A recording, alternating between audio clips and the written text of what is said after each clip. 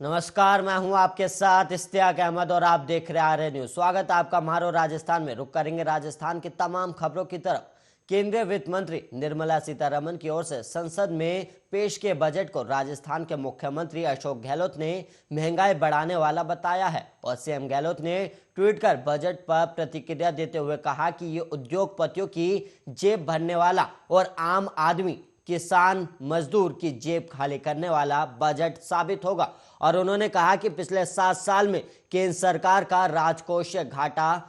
दुगना हो गया है और इस बजट के बाद ये घाटा और बढ़ने वाला है। और उन्होंने आगे कहा कि बजट में किसान, आम आदमी, गरीब, महिलाओं और वंचित वर्ग के लिए कोई विशेष प्रावधान नहीं है और बजट में रोजगार के नए आंकड़े पेश किए गए, लेकिन इसकी कोई ठोस कार्य योजना नहीं बनाई है और इसका हश्र भी 2 करोड़ रोजगार प्रतिवर्ष के वादे जैसा ही होगा। और इस बजट से 25 सांसद एनडीए को देने वाले राजस्थान के नागरिक पूरी तरह निराश हुए और एआरसीपी को राष्ट्रीय परियोजना का दर्जा, जल जीवन मिशन में केंद्र राज्य का खर्च 90-10 के अनुपात में करने और जैसलमेर कांडला रेलवे लाइन और गुलाबपुरा में मेमू कोच की स्थापना के लिए कोई घोषणा नहीं की गई है।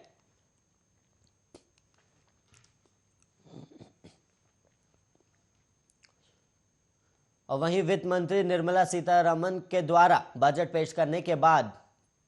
होने के बाद सत्ता पक्ष और विपक्षी दलों की तरफ से कई तरह की प्रतिक्रियाएं सामने आ रही हैं और राजस्थान की पूर्व मुख्यमंत्री वसुंधरा राजे ने आम बजट का स्वागत किया और राजे ने कहा कि यह बजट पीएम मोदी की दूरदर्शी सोच को साकार करने और आम आदमी की अपेक्षाओं पर खरा उतरने वाला है। और वहीं वसुंधरा राजे ने कहा कि आज़ादी का अमृत महोत्सव वाले साल में पेश ये बजट निश्चित रूप से आत्मनिर्भर भारत की आशाओं पर खड़ा उतरने वाला है और राष्ट्रोत्थान की नई परिभाषा लिखने वाले इस बजट में देश के सभी वर्गों का विकास निहित है, जिससे भारतीय अर्थव्यवस्था में सकारात्मक बदलाव आएगा। और उन्होंने आगे कहा कि यह बजट गरीब, गांव और किसानों को समर्पित है। और पूर्व मुख्यमंत्री ने आगे कहा कि पूर्ण विश्वास है कि सभी 135 करोड़ भारतीयों के समग्र विकास को समर्पित ये बजट एक संपन्न भारत की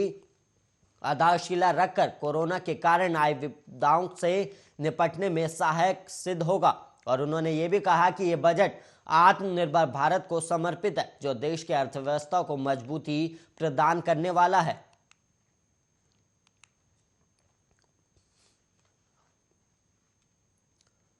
और कुछ दिन पहले एक महिला मॉडल ने होटल की 7वीं मंजिल से कूदकर खुदकुशी करने की कोशिश की थी और अब इस मामले में पुलिस ने एक हैरान कर देने वाला खुलासा किया है। और पुलिस ने बताया कि इस मॉडल के साथ राजस्थान के राजस्व मंत्री रामलाल जाट को हनी ट्रैप में फंसाने की साजिश रची जा रही थी। हालांकि साजिशकर्ता अब पुलिस की गिरफ्त में है। और वहीं जोधपुर के डीसीपी भुवन भूषण ने बताया कि आरोपी दीपिका और अक्षत ने अपनी प्लानिंग के तहत मॉडल का आपत्तिजनक वीडियो बना लिया था और उसे ब्लैकमेल करने लगे थे और मॉडल के जरिए रामलाल जाट को फंसाने की योजना थी। और वहीं आपत्तिजनक वीडियो बनाकर मॉडल पर दबाव बनाया जा रहा था कि वो मंत्री रामलाल जाट के साथ नजदीकी बढ़ाए और संबंध भी बनाए। और वही वीडियो बनाकर दोनों आरोपी दीपिका और अक्षत मॉडल पर दबाव लगाने लगे थे और वही लेकिन महिला के सुसाइड करने की कोशिश से उनका दाव उल्टा पड़ गया और वहीं दोनों आरोपी पुलिस की गिरफ्त में आ गए हैं।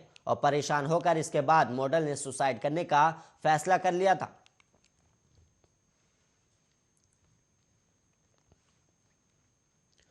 वहीं राजस्थान के मालाखेड़ा क्षेत्र के एक गांव में केस की जांच करने पहुंचे 2 पुलिसकर्मियों पर से कुछ लोगों ने हमला कर दिया और हमले में एक एएसआई और एक अन्य पुलिसकर्मी घायल हो गए हैं। और वहीं दोनों को अलवर के अस्पताल में भर्ती कराया गया है और वहीं डॉक्टर ने एएसआई की हालत गंभीर बताई। और जिले में पुलिस जवानों पर हमले की घटनाएं लगातार सामने आ रही हैं और हाल ही में भिवाड़ी में भी इस तरह की घटना हुई थी। और वहीं अकबरपुर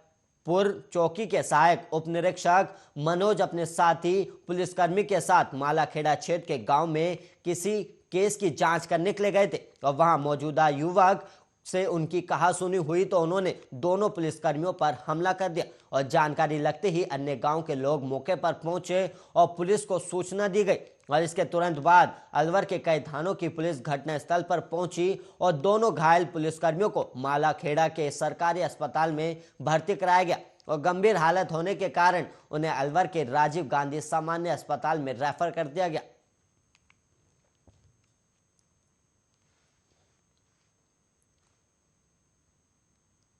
वहीं राजस्थान के जोधपुर जिले के भोपालगढ़ थाना क्षेत्र में महिलाओं और बुजुर्गों को पीटने का एक वीडियो वायरल हो रहा है और इसमें कुछ लोग महिला, बुजुर्ग या फिर जो भी सामने आ रहा है उन पर बेरहमी से लाठियां बरसा रहे हैं। और वीडियो में दिख रहा है कि एक महिला और लड़की आसपास के लोगों से बचाने की गुहार भी लगा रही है और इस दौरान कुछ लोग लड़ाई शांत कराने का प्रयास करते हैं, लेकिन मारपीट कर रहे लोग रुकने का नाम नहीं ले रहे हैं। और वायरल वीडियो बासनी के सिलावट उप स्वास्थ्य केंद्र के बाहर का बताया जा रहा है और वीडियो में दिख रहा है कि जिन महिलाओं के साथ मारपीट हो रही है वो भी बदमाशों का पूरी हिम्मत से सामना कर रही थी। और वहीं बताया जा रहा है कि दोनों पक्षों में आपसी विवाद को लेकर झगड़ा हुआ था और वीडियो सामने आने के बाद पुलिस ने केस दर्ज कर मामले की जांच भी शुरू कर दी है। और वीडियो में करीब 1 दर्जन लोग आपस में मारपीट कर रहे हैं और कुछ लोगों के पास लकड़ी के मोटे मोटे डंडे हैं और वहीं महिला, बुजुर्ग को जमीन पर गिराकर पीट रहे हैं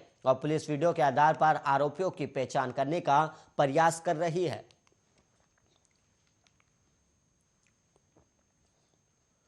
वहीं राजस्थान के ऊर्जा मंत्री भंवर सिंह भाटी ने कहा कि केंद्र सरकार के आम बजट ने देश और राजस्थान को निराश किया है और बजट में प्रदेश की भौगोलिक, आर्थिक और कोरोना की परिस्थितियों को देखते हुए विशेष दर्जा देना चाहिए था, लेकिन ऐसा नहीं हुआ और बजट में सिर्फ 5 चुनाव वाले राज्यों को विशेष महत्व दिया गया है और सरकार ने आम नागरिक, किसान, मजदूर, छोटे व्यापारी और कर्मचारियों का ख्याल नहीं रखकर सभी वर्गों के साथ धोखा किया गया है। और वहीं उन्होंने आगे कहा कि वित्त मंत्री और पीएम मोदी ने बजट में वेतनभोगी और मध्यम वर्ग के लिए भी कोई राहत नहीं दी है। और वहीं चिकित्सा और स्वास्थ्य मंत्री प्रसादी लाल मीणा ने आगे कहा कि बजट के नाम पर राज्य सरकार की पूरी तरह उपेक्षा की गई है और मेडिकल क्षेत्र में कोई बड़ी घोषणा नहीं की गई और प्रदेश की प्रगति के लिए भी कोई रोड मैप नहीं बताया गया है और राज्यों में चुनाव को देखते हुए सरकार ने कुछ लोक लुभावन घोषणाएं की, लेकिन सरकार भूल गई कि आज का मतदाता ज्यादा जागरूक और समझदार है और वो ऐसे प्रलोभन में आने वाला नहीं है।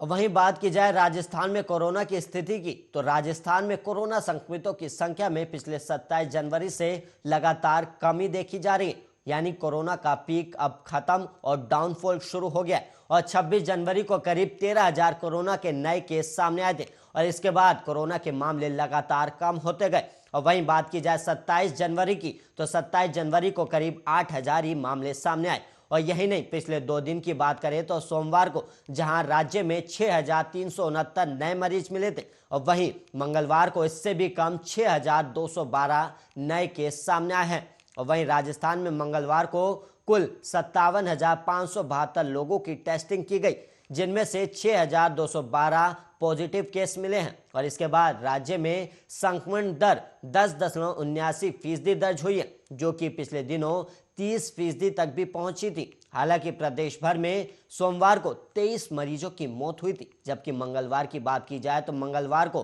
कोरोना से 20 लोगों की मौत हुई है और इसमें जयपुर में 4, तो उदयपुर, सीकर, पाली, नागौर और करौली में 2-2 मरीजों की मौत हुई और वहीं बांसवाड़ा, चित्तौड़गढ़, दौसा, झुंझुनू, सिरोही और पाली में 1-1 मरीजों की मौत हुई है। और राजस्थान में अभी कोरोना के एक्टिव केस कम होकर 63,036 हो गए, जो कि जनवरी में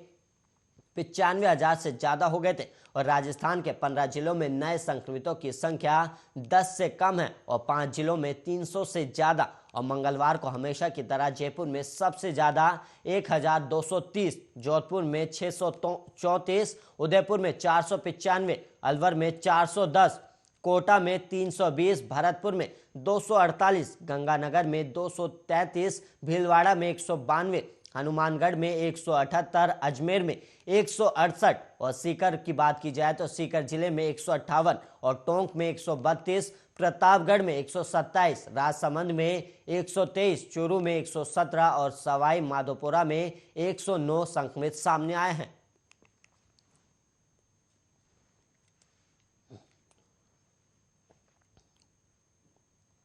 और वहीं बात की जाए राजस्थान में मौसम की, तो राजस्थान में मौसम विभाग ने आने वाले कुछ दिनों तक राजस्थान में घना कोहरा छाने की संभावना जताई है और वहीं अभी भी ठंड महसूस की जाएगी। और इस बीच राज्य में पश्चिमी विक्षोभ के सक्रिय होने के बाद मौसम में बदलाव होगा और बारिश भी हो सकती है। और वहीं मौसम विभाग के अनुसार 3 से 4 फरवरी को राजस्थान के उत्तर पूर्वी जिलों में बादल छाए रहेंगे और गरज के साथ बारिश भी हो सकती है। और इसके अलावा मौसम विभाग ने जयपुर, भरतपुर और बीकानेर संभाग के 8 जिलों के लिए येलो अलर्ट जारी किया है और 3 फरवरी को सीकर, चूरू, झुंझुनू, अलवर, भरतपुर, गंगानगर और हनुमानगढ़ जिले में बादल छाने के साथ साथ कहीं कहीं हल्की बारिश की आशंका भी जताई है। और इसी तरह 4 फरवरी को अलवर, भरतपुर और धौलपुर जिलों में बादल छाने और बारिश होने के आसार बने हुए हैं। और प्रदेश के लगभग सभी जिलों में 5 फरवरी तक मौसम शुष्क बने रहने के चलते